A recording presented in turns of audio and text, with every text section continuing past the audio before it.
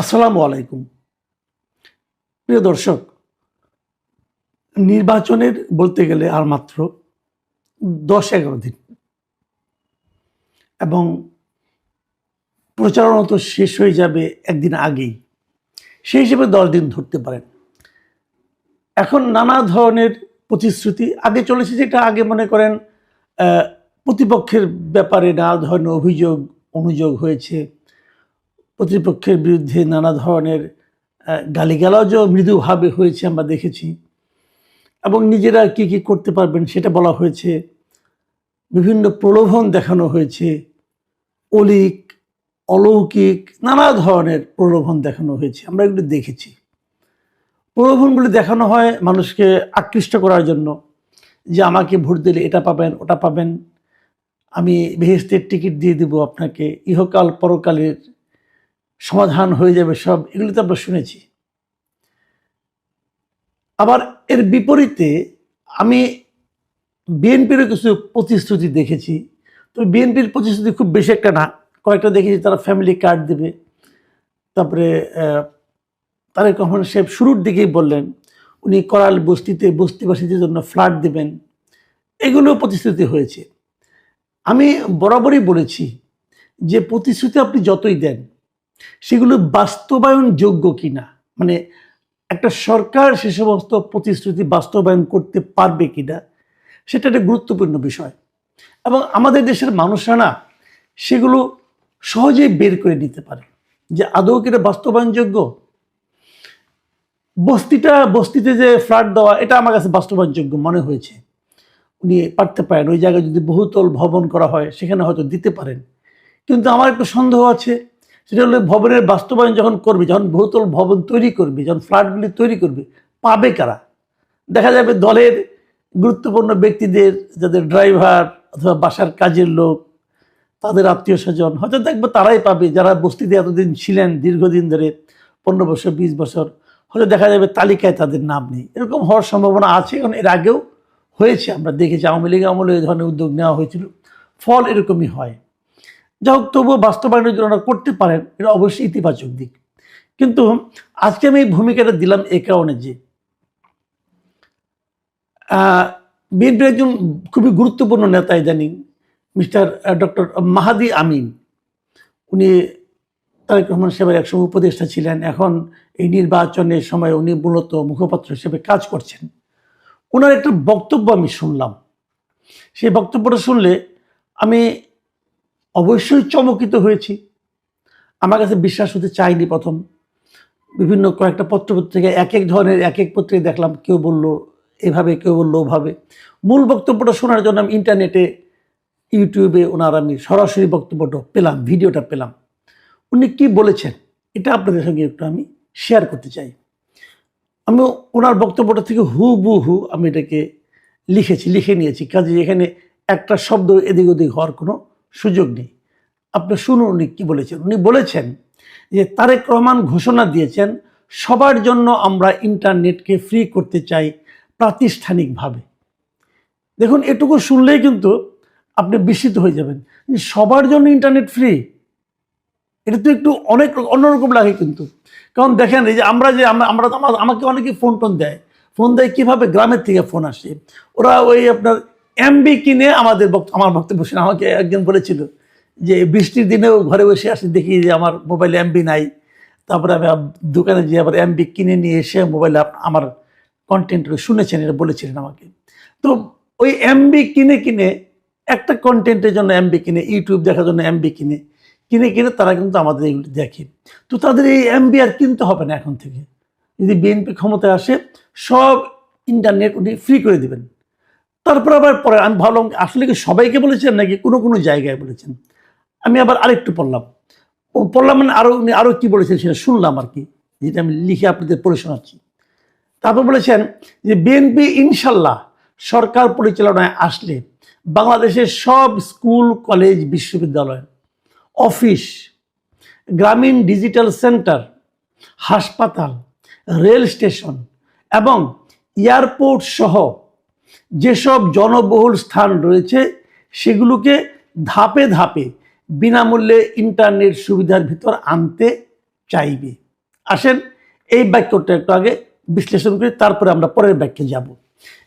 এখানে যেটা বলেছেন যে এইগুলোতে বিশ্ববিদ্যালয়, কলেজ এগুলো থাকবে, গ্রামীণ ডিজিটাল সেন্টার কি আমি যাই না, ওটাই থাকবে, হাসপাতালে থাকবে, রেল স্টেশনে থাকবে, এয়ারপোর্টে থাকবে, ঠিক আছে। তারপরে বলছেন যেসব জনবহুল স্থান রয়েছে। এখন জনবহুল স্থান কোনগুলো? জনবহুল স্থান হাট বাজার, জনবহুল স্থান। দেশের সমস্ত হাট বাজারে ইন্টারনেট আমরা পাবো, আশা করতে পারি। এবং ঢাকা শহরে তো আপনি যেখানে যাবেন সেটাই জনবহুল স্থান। ঢাকা শহরটাই তো একটা জনবহুল স্থান। ঢাকা শহরে সব জায়গায় থাকবে, থাকবে তো থাকবে। সবগুলিতে ধাপে ধাপে বিনামূল্যে ইন্টারনেট সুবিধার ভিতরে আনতে চাইবে। এখানে আবার একটুখানি কথার মারপেচ কিন্তু আছে। মারপেচ যেমন একটা মারপেচ হলো ধাপে ধাপে, মানে একদিনে না, হয়তো ক্ষমতায় আসার পর শুরু করবে, এই ধাপ শেষ হতে হতে 5 বছর চলে যেতে পারে, কিন্তু তারপর শেষ হয়তো হবে না, তখন হয়তো বলবে যে আরও 5 বছরের জন্য দেন, আমাদের ধাপ এখনো শেষ হয় নাই। ধাপে ধাপে যে পরবর্তী 5 বছর অথবা 15 বছরে হয়তো ধাপে ধাপে শেষ হবে। যাক, একটু মারপেচ এখানে আছে। তারপরে আবার শেষের দিকে দেখেন কি বলেছে, যে ইন্টারনেট সুবিধার ভিতরে আনতে চাইবে, আনতে পারবে বলে নাই, তারা আনতে চাইবে, ইচ্ছা থাকবে, কতদিনে করবে জানি না। ওকে, আসেন তারপরে উনি কি বলেছেন শুনি আমরা একটু। তারপরে বলেছেন যে আমাদের মূল উদ্দেশ্য দেশের মানুষ যেন সহজে তথ্য এবং আধুনিক সেবা পেতে পারে, যার বিভিন্ন ধরনের যারা বিভিন্ন ধরনের কর্মসংস্থানের সঙ্গে জড়িত, নিজেরা উদ্যোক্তা হিসেবে গড়ে উঠেছেন, ওনারা যেন ফ্রি ইন্টারনেটটুকু পেয়ে যার যার অর্থনৈতিক কর্মকাণ্ডকে আরও শানিত করতে পারে। এই জায়গাটা এসে কিন্তু উনি পুরাই আসলে ব্যাপ্তিটা প্রকাশ করেছেন। কি বলেছেন, যে যারা নাকি বিভিন্ন রকম কর্মসংস্থানের সঙ্গে জড়িত, যেমন ধরুন আমি নিজেও কিন্তু একটা কর্মসংস্থানের সঙ্গে জড়িত, যার সঙ্গে ইন্টারনেট জড়িত আছে। এই যে আমি কথাগুলি বলি, এটা কিন্তু ইন্টারনেটের মাধ্যমে আমি আপ করি। হ্যাঁ, আমার একটা ইন্টারনেট দরকার পড়ে, তাহলে আমি যেহেতু আমি তো নিজেই স্বাবলম্বীভাবে কর্মসংস্থানটা করি আর কি, আমি কোনো চাকরি করি না, সেহেতু এইটা কাজটা করতে গেলেও আমি যে ইন্টারনেটটা আমার লাগবে, এই ক্ষেত্রে সরকার আমাকে বিনামূল্যে দিবে। এটা কিন্তু আমার জন্য খুবই আনন্দের, এবং এটা যদি নিশ্চিত হয় আসলে আমি কিন্তু এই একটা কারণেই বিএনপিকে ভোট দেব। আমি দেবো, আপনি কি করবেন আমি জানি না।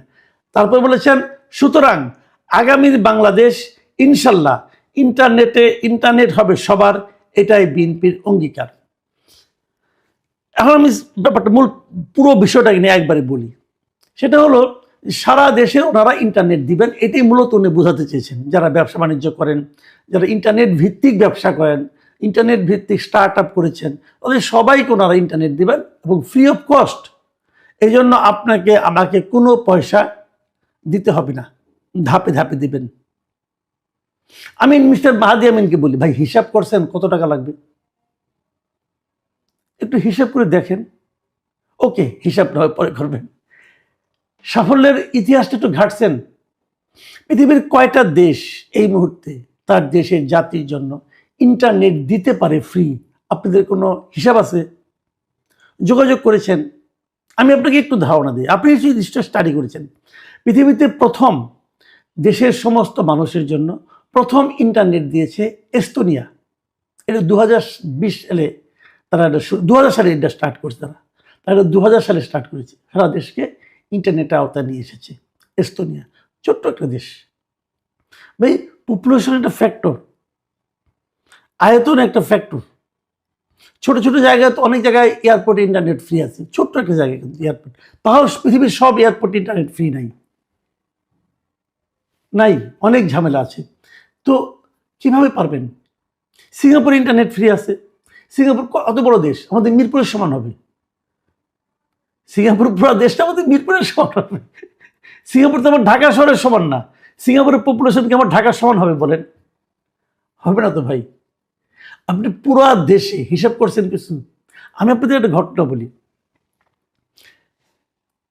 2019 সালে, মানে 2020 সালে যখন আপনার দিল্লিতে বিধানসভা নির্বাচন হয়, তখন ওখানকার খুবই জনপ্রিয় যিনি প্রধানমন্ত্রী ছিলেন আর কি, আম আদমি পার্টির আপনার অরবিন্দ কেজরিওয়াল, উনি কিন্তু বলেছিলেন যে ওনারা ফ্রি ইন্টারনেট দিবেন, ওনাদের দেশকে দিবেন। এবং সেটা দিতে যে ওনারা কি করেছিলেন, ওনারা একটা প্ল্যান করেছিলেন, আমি প্ল্যানটার সম্পর্কে আমি জানি, এই জন্য আমি বলছি। ওনারা একটা প্ল্যান করেছিলেন যে ওনারা পুরো দিল্লিকে কভার করে ওনারা 11,000 হটস্পট করবেন, মানে 11,000 জায়গায় বড় রাউটার বসাবেন আর কি। ওইটাকে দিলে পরে 11,000 জায়গা করলে পরে সেটা মোটামুটি পুরো মানে দিল্লি শহরটাকে আপনার ওয়াইফাইয়ের আওতার মধ্যে আনা যাবে। এর মধ্যে 4,000 হটস্পট লাগানো হবে বিভিন্ন বাস স্ট্যান্ডে, বিভিন্ন এরকম জনবহুল জায়গায়, আর 7,000 থাকবে দিল্লির বিভিন্ন জায়গায়, মানে একটা স্পেস ধরে ধরে ধরে ধরে, যাতে নাকি পুরো দিল্লিটা কভার হয়। এটা ওনারা করেছিলেন। এবং তারপরে আরও একটা কথা বলেছিলেন, এই যে হটস্পটগুলি থাকবে এখানে প্রতিটা জায়গাতে 15 জিবি করে ডেটা মিলবে। 15 জিবি, খুব বেশি ডেটা না কিন্তু 15 জিবি। তাহলে মানুষ ওখানে টুকটাক টুকটাক কাজ দিয়ে মনে করেন মেসেজ করা, তারপরে আপনার হোয়াটসঅ্যাপ করা, এগুলো হয়তো টুকটাক তারা করতে পারে, বড় বড় ডাউনলোড হয়তো করা যাবে না। তো এইটা তারা করতে চেয়েছিলেন। ইন্টারেস্টিং হলো কেজরিওয়াল এই কাজটা শেষ করতে পারে নাই পরবর্তী 5 বছরে, জাস্ট পারে নাই। এখন তো কেজরিওয়াল সরকারই নাই, তাহলে ওই কাজ শেষ। কাজেই মাহাদি আমিনকে আমি বলছি, ভাই এত সহজ না জিনিসটা করা। হিসাব নিকাশ করেন, আপনার কত টাকা আছে দেখেন, মাঝখান থেকে যে জিনিসটা হবে এই কাজ করতে যে আপনি হয়তো আপনার দলের কিছু লোকের একটা কর্মসংস্থানের ব্যবস্থা করে দিবেন, যে তোমরা হটস্পট লাগাও, আবার হটস্পট কার কাছ থেকে কিনবেন, এগুলি হবে, এগুলি পারবেন না। তারপরে ধরলাম আপনাদের সদিচ্ছা আছে, আপনারা করতেও চান, আপনাদেরকে করতে দেওয়া হবে না। এখন যেটা আছে, এখন যারা ওয়াইফাইয়ের ব্যবসা করেন, বিভিন্ন রকম বড় বড় ওয়াইফাই কোম্পানি কিন্তু আছেন বাংলাদেশে। আপনি যখন আপনার এই বিকাশে যাবেন, যে দেখবেন যেখানে বিলিং সেটিংয়ে যাই দেখেন যে ওয়াইফাই বিল দিতে গেলে কতগুলি লিস্ট আসে, কয়েকশো আছে, পুরো ঢাকা শহরে আছে এরা ওয়াইফাই দেয়। এদের সবার ব্যবসা আপনি বন্ধ করে দিবেন, এরা আপনাকে ব্যবসা করতে দিবে? এরা করতে দিবে আপনাদেরকে? দেবে না। এখানে অনেক টাকা ইনভেস্টমেন্ট কিন্তু হয়ে আছে। যারা এই ওয়াইফাইয়ের ব্যবসা, এদের মাঝখানে মাঝে মাঝে দেখি এরা প্রেস কনফারেন্স করে যে ওই বিভিন্ন গ্রামীণ, তারপর রবি, তারপরে আপনার বাংলা লিঙ্ক, এরা কেন তাদের ওয়াইফাইটা নিয়ে যাচ্ছে, এটা নিয়ে তারা কিন্তু নানা রকম কান্নাকাটি করে, ব্যবসা করে, এবং সরকারের কাছে অনুরোধ করে। এই সরকার আবার ওই গ্রামীণদের ব্যবসা পাইয়ে দেওয়ার জন্য ওই সমস্ত জায়গা নাকি ওয়াইফাই তার সহ ওয়াইফাই করে, তাদের ব্যবসার ক্ষতি হয়ে যাচ্ছে, কিন্তু তাদের কথা সরকার শুনছে না। এরকম নানা ধরনের কথা কিন্তু আমরা প্রতিনিয়ত শুনি। আমিও দু একটা এরকম মিটিংয়ে গিয়েছিলাম, আমার যাওয়ার ভাগ্য হয়েছিল, তাদের দুর্ভাগ্যের কথা শুনতে হয়েছিল আমাকেও। তো এই গ্রামীণ, রবি অথবা বাংলা লিঙ্ক, এদের মতো প্রতিষ্ঠান আপনাদেরকে এই কাজটা করতে দিবে? এদের যে পুঁজি, এদের যে ক্ষমতা, এদের যে বিভিন্ন মানে বড় বড় স্টেক হোল্ডারদের সাথে যে সম্পর্ক, সেখানে আপনার সরকার পারবে না ভাই। যেটা পারবেন না সেই প্রতিশ্রুতি দিতে যান কেন? আমি সবাইকে বলবো, বিভিন্ন সরকারের যারা নাকি সরকার আগামীতে আসতে চান তাদেরকে বলবো, ভাই এই বেহেস্তের টিকিটও বিক্রি করেন না, এটা পারবেন না, এটা আপনার দেওয়ার ক্ষমতায় নাই। সরকার সিগনেচার করে দিলে বেহেস্তের দ্বার রক্ষিত তাকে ঢুকতে দিবে না, এটা যেমন সম্ভব না, এই ওয়াইফাইটা লজিক্যালি সম্ভব। এটা দিতে পারলে দেশের অবস্থা চেঞ্জ হয়ে যাবে, এটা লজিক্যালি সম্ভব, কিন্তু প্র্যাকটিক্যালি আপনি পারবেন না। সবার কাছে অনুরোধ, জনগণকে মিথ্যা আশ্বাস দিয়েন না, জনগণকে অলিক স্বপ্ন দেখায়েন না, যেটা বাস্তবতার কাছাকাছি থাকে সেটা বলেন। দেখুন মাহাদি আমিন কিন্তু বলেই খালাস, যখন না পারবেন লোকে কিন্তু মাহাদি আমিনকে খুঁজবেন না, লোকে তারেক রহমানকে খুঁজবেন।